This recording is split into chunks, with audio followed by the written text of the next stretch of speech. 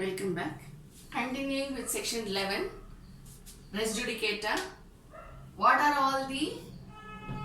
There should be a fact in issue which has been substantially tried.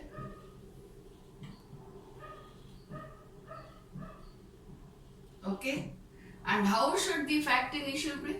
There should be a prior suit. Very important. It should have been substantially tried and decided finally where in a prior suit. Prior suit having the substantial, the facts in issue, how should it be? It should be substantially the same. It is not enough if it is substantially same. It should be directly and substantially be the same. That's why I gave you the example. If I have a property in Bangalore and I file a case before the district court in Bangalore, and then I file a case before the district court in Mysore. But the fact in issue is not the same. Why? Because one property is in Bangalore, another property is in Mysore. So it is not the same. So even if I have a prior suit which has decided the Bangalore case, and even though it is between the same parties, what is lacking over there? It is not directly and substantially the same. The fact in issue. Understand? So this one. And then one more thing what you have to remember is the jurisdiction or lack of jurisdiction thereof. Jurisdiction or lack of jurisdiction thereof does not affect res judicata. Understand? So that shall not be taken into question at all when it comes to deciding the factor of res judicata. What shall be, even if the court has limited jurisdiction also, absolutely no problem.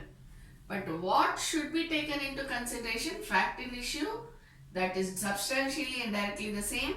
Then there should have been a prior suit on the same substantial and directly the same subject matter. And then it should have been substantially tried and decided finally between the same parties. Okay. So this is as far as section 11. So when you are saying, if the opposite party says, Your Honor, it has already been decided, again this plaintiff has filed the case, you should be in a position to, hence it is barred by res judicata. If there is an argument like that, you should be in a position to decide whether res judicata really applies to the case or not. Understand? That is why you have to have all this criteria.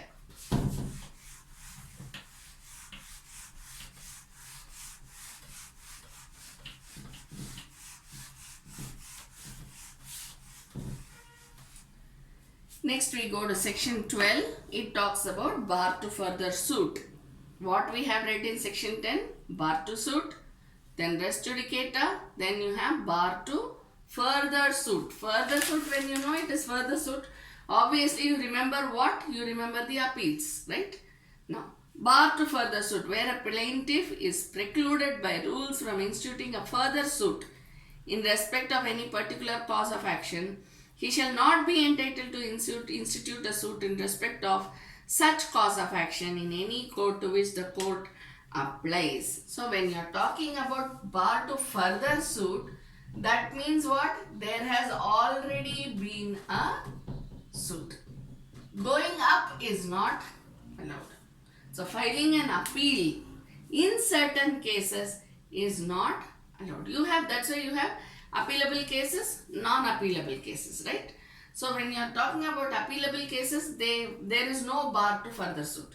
Whereas in some cases they become non-appealable cases. Then you have the bar to further suit. Now we go on to section 13. When foreign judgments not conclusive. When foreign judgments not conclusive. What are foreign judgments? Judgments passed by foreign courts. And we have already read When we are talking about judgments passed by foreign courts, what you have to remember? What are foreign courts, right? And what is the definition of India? While explaining the definitions, I told you in certain sections India has a particular definition. Other than that, India means the territorial jurisdiction of India, right?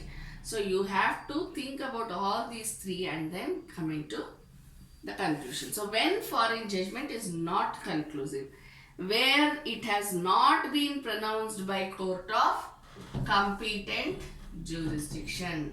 So when the foreign court is not competent to try and decide a matter, then it shall not be conclusive. Evidence Act we read, right? Foreign judgments are conclusive proof, right? So when shall it be deemed to be conclusive proof? That is when you have to go through when it is not conclusive. So when is it not conclusive? When the foreign court is not competent to try and decide the case. Number 2, where it has not been given in the merits of the case. This is common to all the courts, am I right? See, only when some time back when we read bar to res judicata, we said that jurisdiction doesn't matter. But that is only as far as Indian courts are concerned. But where the foreign court is not competent to pass a judgment and it has passed a judgment, then it shall not be conclusive proof. Understand? Then the second one is where the judgment has not been given on the merits of the case. See, this you have lot of chances. Merits of the case, maybe the principles of natural justice, both the parties have not been heard. Number 1. It has, evidence has not been properly apprised. Right? No sufficient time has been given to put forth the arguments. Anything, it can be on any ground where it has not, or probably the evidence which has been appraised, it includes some part which has been just neglected, some part which has not been interpreted in a proper manner. There are so many reasons like that, right? So where the judgment has not been properly interpreted, where not the judgment, the evidence produced or the facts of the case adduced, whatever it is, it has not been properly understood or it has been misinterpreted or where it has been totally ignored, right? So evidence has not been taken into consideration. There is some document which is very important for the facts of the case, but probably by overlooking, the court has not taken it into consideration. All are humans, so we don't know. There is something where it is not passed on the merits of the case, where the judgment is not passed on the merits of the case. Just because we say it is not passed on the merits of the case, immediately the tendency is to jump to bribe, influence and all that. Judiciary is not like that, right? So, if it is not passed on the merits of the case, it may be some other errors. Clear? This also we have done in Evidence Act. Irregularities which do not affect, irregularities which affect, right? So that you have to keep in mind. Everything you have to keep in mind while writing the judiciary exam. Okay, then what's the third one? Where it appears on the face of the proceedings to be founded on an incorrect view of international law. Incorrect view of international law or incorrect view of Indian law. Laws of India. We cannot call them as Indian law. Laws of India. Okay? Or a refusal to recognize the law of India in cases in which such law is applicable. It is not incorrect view where it is ignored, just like that ignored. In India, if that is the law, what are we to do? If that is the attitude of the court, of a foreign court, then it shall be deemed to be not conclusive. There is an international law, you know what are all the principles of international law. If there is an incorrect view of international law, then it shall not be conclusive. Where law of India has been ignored. Refusal to recognize means what? I don't care what the laws of India says. I will give you the judgment as per what I want. What our country says. If that is the attitude, even then it is not conclusive. Right? Then number 4, where the proceedings in which the judgment was obtained are opposed to principles of natural justice. We have already done this, right? Opposed to natural justice.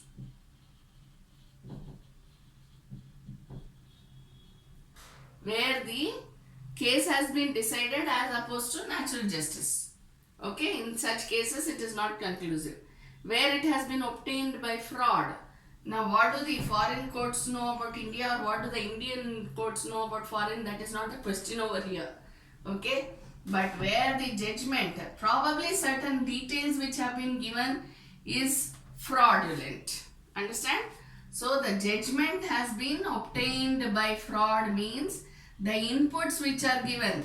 In computer language we call it as inputs, right?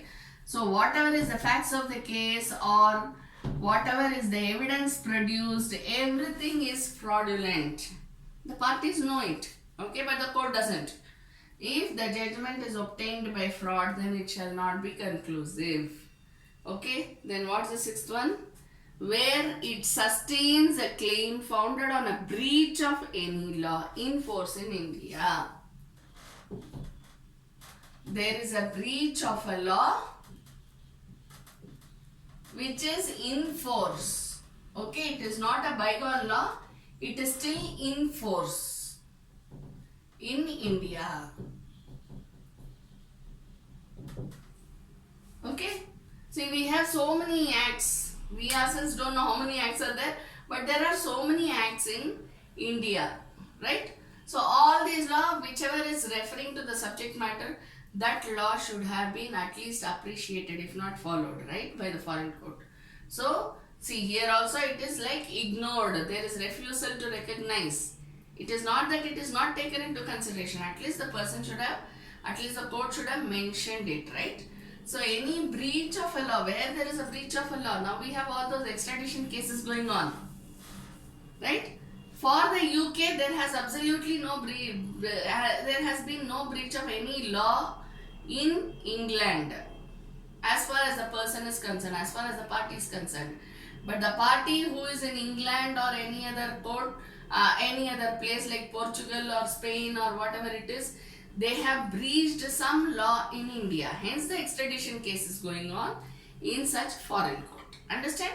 So where there has been a breach of a law in India and the court has passed a judgment against, not taking into consideration the breach of law which the person has committed in India, then it shall not be conclusive. Clear? So these are all the situations in which the foreign judgment, the judgment passed by the foreign court shall not be conclusive evidence.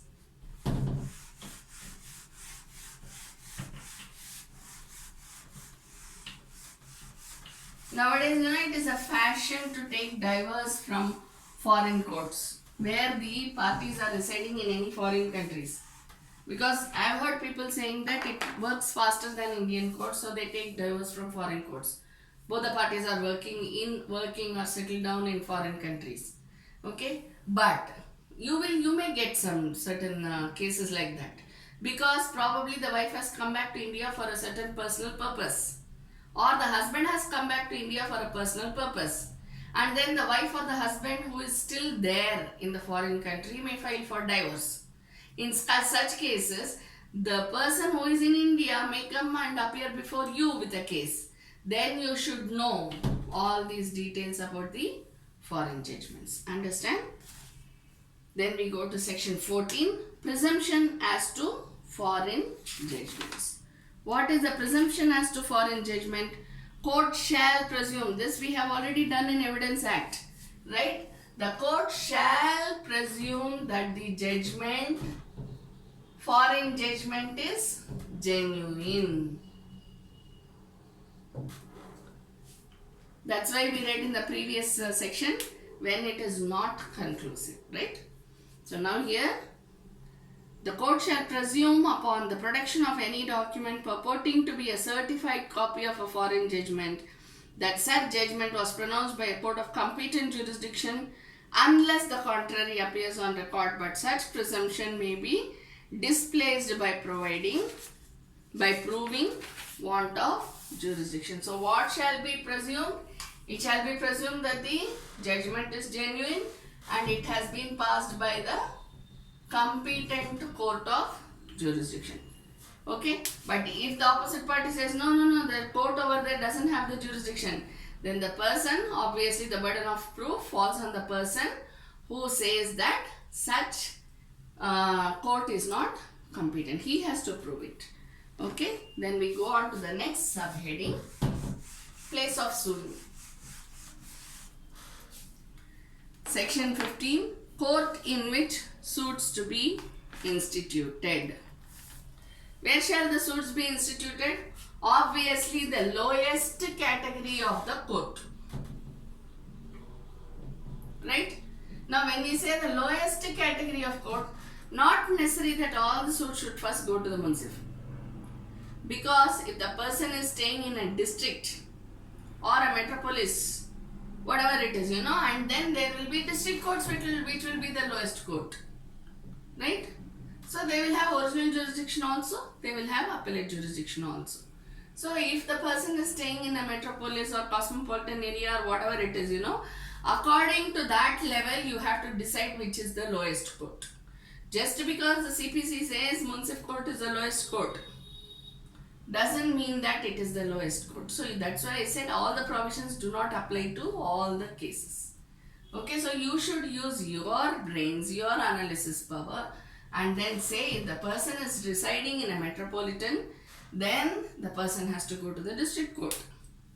Okay, then section 16, suits to be instituted where subject matter situate. First we read it should be situated in the lowest court. Okay, now we go to the next one, where the subject matter situate. Okay, if it is for recovery of immovable property, if it is for partition, so wherever there is a case of the immovable property, wherever the suit relates to immovable property, it can be either for partition or for recovery of immovable property, or for foreclosure, sale or redemption, or for determination of any other right or interest in the immovable property, for compensation for wrong to immovable property. Say for example riots or their wrongful possession we read, misdemeanor profits, right? Yes. Then next, for the recovery of movable property actually under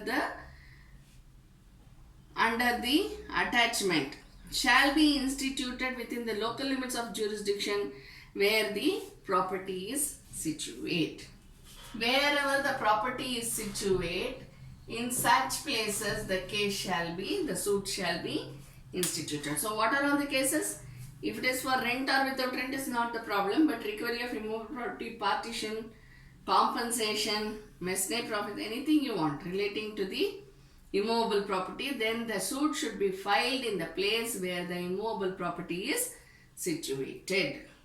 Provided suit to obtain relief respecting or compensation to immovable property on behalf of the defendant shall be obtained through his personal obedience either in the court within whose local jurisdiction the property is situate, or where the defendant actually and voluntarily resides or carries on business or works for gain. Understand? So it can either be in the place where the property is situate, or if it is for some monetary relief, then it shall be in the place where the defendant resides voluntarily and actually resides. Okay?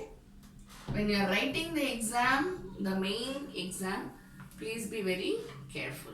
Okay? Where the defendant actually and voluntarily resides, where he works for gain, or where he works for gain, or where he carries on his business.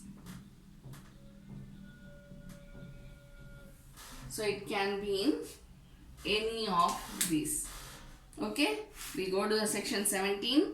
Suits for immovable property situate within jurisdiction of different courts.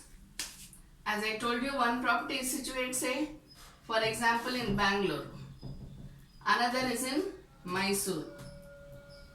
Another is in Coorg. Something like this, you know. Then where can the suit be filed? Where a suit is to obtain relief respecting or compensation for wrong to immovable property situate within the jurisdiction of different courts, the suit may be instituted in any court within the local limits of whose jurisdiction any portion of the property is situate, provided that in respect of the value of the subject matter of the suit, the entire claim is cognizable by such court. So what is important? If one is in Bangalore, one is in Mysore, one is in Coorg, it can be in any court.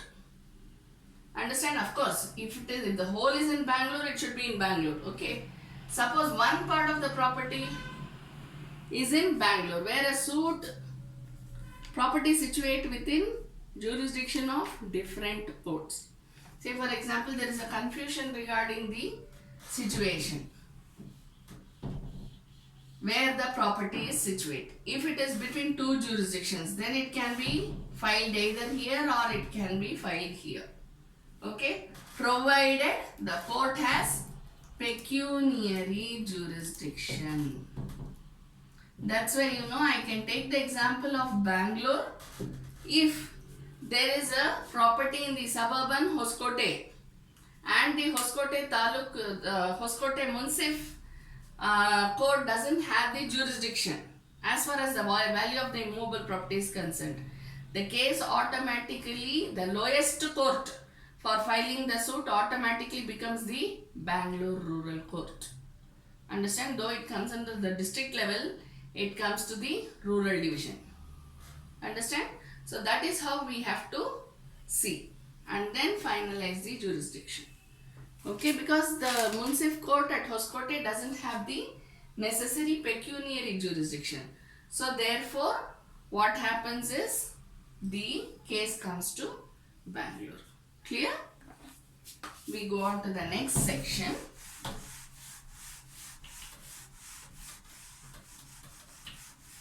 Section 18. Section 18, place of institution of suit where local limits of jurisdiction are uncertain. It follows the same thing. It can be where the property is here, okay. Jurisdiction comes to this place, jurisdiction comes to this place, jurisdiction comes to this place.